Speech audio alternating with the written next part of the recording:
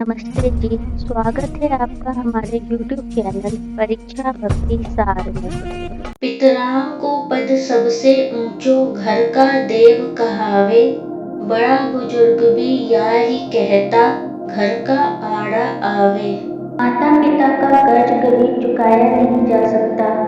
परंपरा से रहने वाले इस पितृ ऋण से मुक्त होने के लिए उनकी मृत्यु के पश्चात पितरों को सद्गति देने के लिए उनके नाम से पिंडदान देते हैं, श्राद्ध तर्पण करते हैं। पितर चाहे किसी भी योनि में क्यों ना हो, उनके नाम से दिया हुआ पिंड पानी उनके उसी योनि के खाद्य या पेय पदार्थ के रूप में उन्हें मिल जाता है। जैसे पितर पशु योनि में हो तो उनके नाम से दिया हुआ अन्न उनको घास बनकर मिल जाएगा, और देव योनि में हो तो अमृत बनकर मिल जाएगा। जैसी वस्तु से उनका निर्वाह होता है वैसी वस्तु उनको मिल जाती है।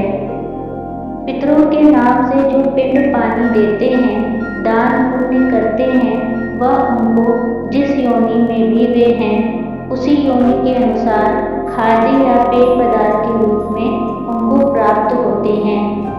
आज हमें जो रोटी कपड़ा आदि मिलता है वह हमारे पुण्यों का फल भी हो सकता है, अतः हमारे पूर्व जन्म के पुत्र पौत्र आदि के द्वारा किए गए श्राद्ध तर्पण का फल भी हो सकता है।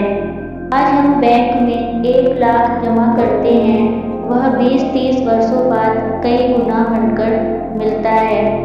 उसी तरह हमारे किए गए पाप पुण्य भी 1000 लाख गुना बढ़कर अगले जन्मों तक हमें प्राप्त होते हैं, जब तक वो खत्म ना हो जाए।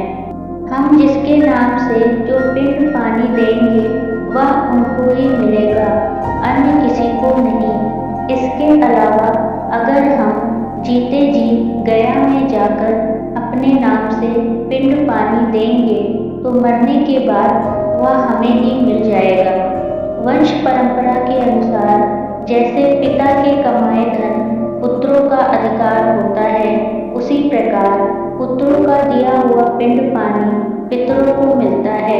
पिता की मृत्यु के बाद पुत्र को तो पता नहीं रहता कि उसके माता पिता मुक्त हो गए कि नहीं। यदि वे मुक्त हो गए हैं फिर भी पुत्र को उनके नाम से जो भी पिंड पानी देता है, दान पुण्य करता है, वह सब उसके अपने नाम पर जमा हो जाता है और मरने के बाद उसी को मिल जाता है। कई लोगों की धारणा है कि पुत्र ना होने से कल्याण नहीं होता। यह बात बिल्कुल गलत है। अगर संतान होने से ही कल्याण होता तो शुक्री के 11 और सर्पिणी के 108 बच्चे होते हैं, फिर उनका तो कल्याण हो ही जाना चाहिए, पर वह होता नहीं।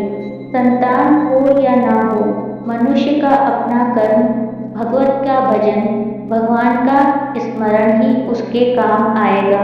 राम या कृष्ण को अपना पुत्र मान उनकी सेवा करने से वह पुत्र लोक परलोक सब काम कर देंगे। ओम शांति।